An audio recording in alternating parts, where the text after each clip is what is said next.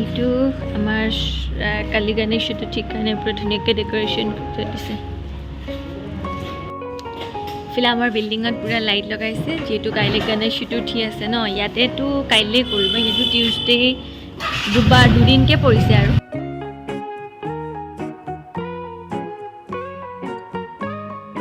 The next day.